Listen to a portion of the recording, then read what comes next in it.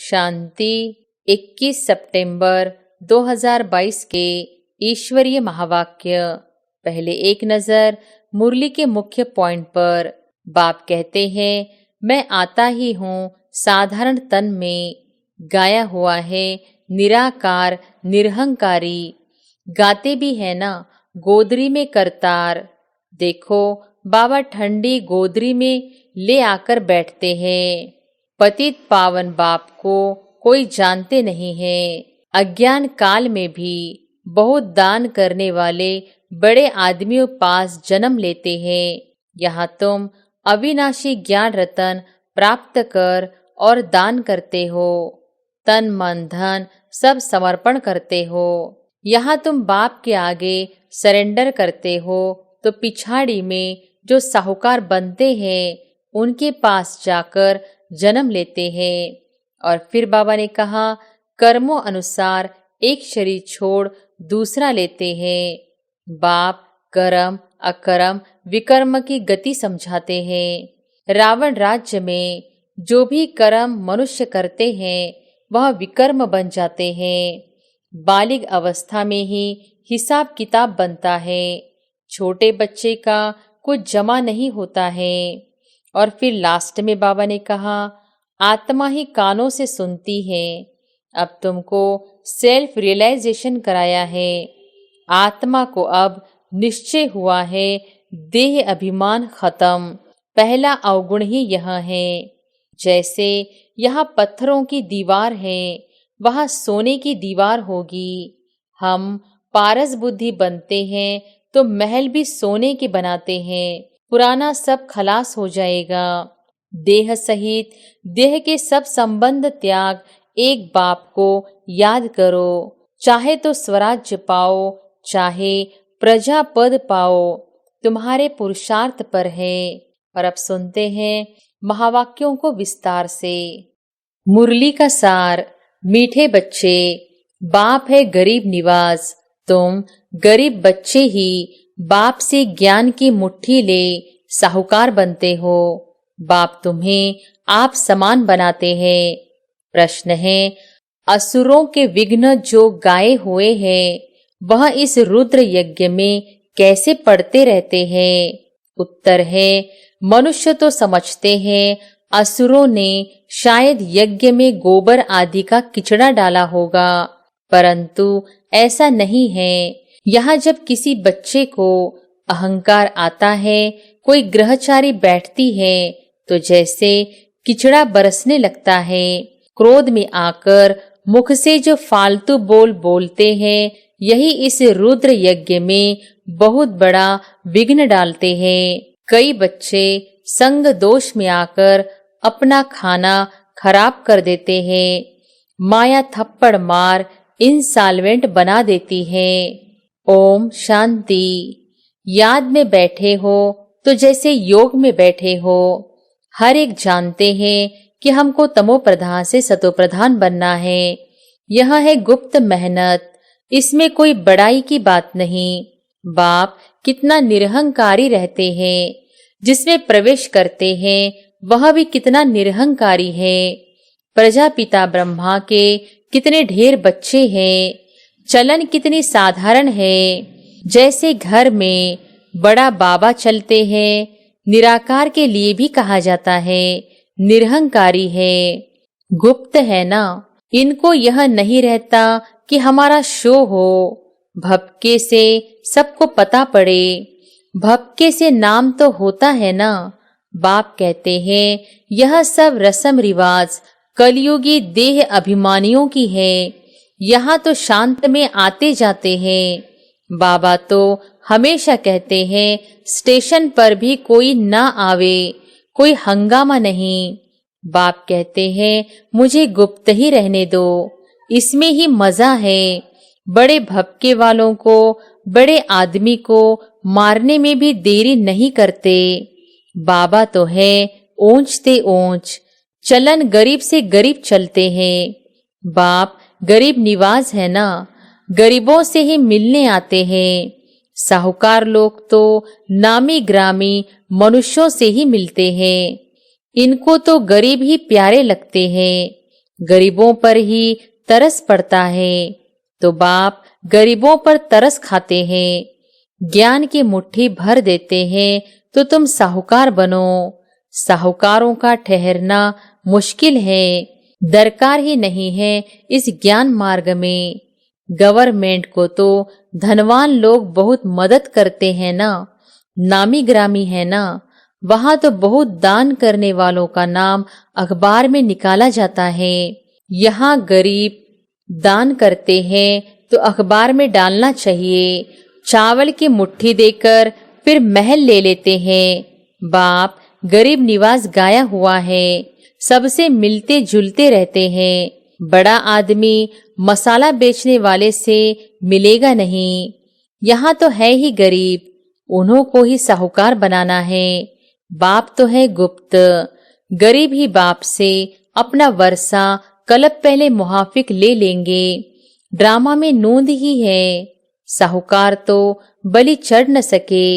हाँ, इनको शिव बाबा को कोई वारिस बनाए तो कमाल कर दिखावे। बाप कहते हैं मैं आता ही हूँ साधारण तन में, गाया हुआ है निराकार निरहंकारी। गाते भी है ना गोदरी में करतार। देखो बाबा ठंडी में गोदरी ले आकर बैठते हैं ना। पतित पावन बाप को कोई जानते ही नहीं है। बाबा बैठकर समझाते हैं कि हे भारतवासी बच्चों, तुमको स्वर्ग का मालिक किसने बनाया। लक्ष्मी नारायण के चित्र भी यहाँ रखे हैं। यहाँ तुम अविनाशी ज्ञान रत्न प्राप्त कर और दान करते हो, तन मन धन सब समर्पण करते हो, तो इसका एवजा मिलना चाहिए। अज्ञान काल में भी बहुत दान करने वाले बड़े आदमियों पास जन्म लेते हैं। यहाँ तुम बाप के आगे सरेंडर करते हो तो पिछाड़ी में जो साहूकार बनते हैं उनके पास जाकर जन्म लेते हैं। फिर तुम वहाँ महल माड़ियां बनाएंगे। दुनिया तो यही होगी, बैकुंठ कोई छत में थोड़ी ही रखा है। पूछो तुम्हारा बाप कहाँ गया, कहेंगे काशी वास किया और मुक्ति को पाया, अर्थात स्वर्ग पधारा।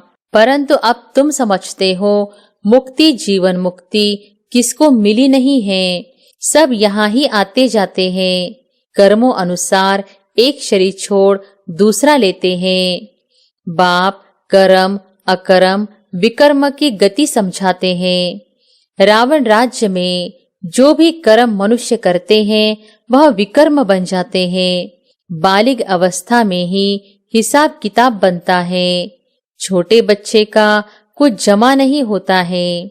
बच्चा बड़ा होता है तो उनके माँ बाप काम कटारी पर चढ़ा देते हैं।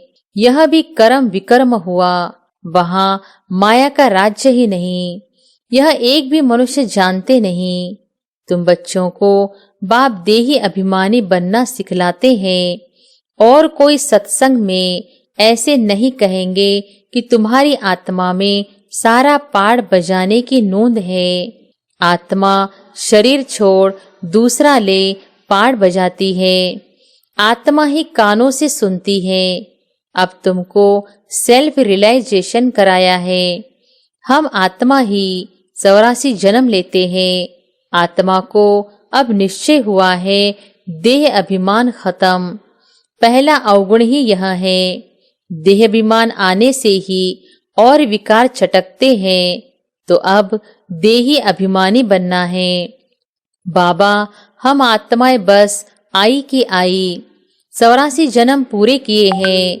ड्रामा अब पूरा हुआ, अब हमको नया जन्म मिलेगा।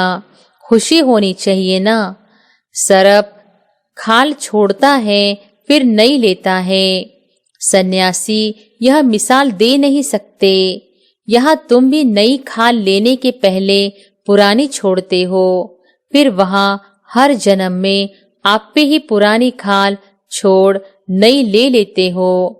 बच्चे समझते हैं कि अब हम यह पुरानी खाल छोड़ घर जाएंगे, फिर स्वर्ग में समय पर पुराना शरीर छोड़ दूसरा लेते रहेंगे। सरप तो बहुत बार खाल उतारता है, तुमको तो यहाँ प्रैक्टिस कराई जाती है। यह 84 जन्मों की सड़ी हुई खाल है। इनको शाम कहा जाता है। चमड़ी शरीर काली तो आत्मा भी काली है। सोना 24 कैरेट का होता है तो जेवर भी ऐसे बनते हैं। आगे खाद डालने का कायदा नहीं था, सच्चा सोना चलता था। यह गिन्नी आदि विलायत से निकली है। विलायत में सच्ची मोहरें बनती नहीं, यहाँ ही सच्चे सोने की मोहरें थी। अब तो सब महंगा हो गया है। सोने में खाद डालनी ही है। तुम्हारे दिल में गुप्त खुशी है कि हम तो जाकर सोने के महल बनाएंगे। जैसे यहाँ पत्थरों की दीवार है, वहाँ सोने की दीवार होगी। हम पारस बुद्धि बनते हैं तो महल भी सोने के बनते हैं। पुराना सब खलास हो जाएगा। इस ड्रामा को बड़ा युक्ति से समझना होता है। नई दुनिया में सब कुछ नया होता है। यह कितनी सहज बातें हैं। अच्छा, यह भी समझ में न आए तो बाप को बड़े प्यार से याद करो। इसलिए यह सब महीन बातें बाबा ने देर से समझाई हैं। शुरू में बहुत सहज तोतली बातें सुनाते थे। ऐसे थोड़ी ही कहेंगे कि बाबा ने यह सब पहले क्यों नहीं सुनाया कि आत्मा इतनी छोटी है। ड्रामा अनुसार जो कुछ पास हुआ, कल्प पहले मुहाफिक जैसे समझाया था ऐसे समझा रहे हैं। मनुष्य इस ड्रामा के बंधन में बांधा हुआ है। कल्प बाद ही फिर ऐसे समझा रहे हैं, फिर भी ऐसे ही समझाएंगे। बहुत बच्चे साधारण रूप देख मूंझते हैं, उल्टा बोलने लग पड़ते हैं। अच्छे अच्छे बच्चे, उनको भी माया चमाट मार देती है। समझते हैं बस जो कुछ है निराकार ही है, सो तो ठीक है ना। निराकार नहीं होता तो हम तुम कैसे होते। परंतु निराकार को तो रथ जरूर चाहिए ना। रथ बिगर क्या करेंगे। शिव बाबा क्या करेगा। रथ में आए तब तो तुम उनसे मिलेंगे।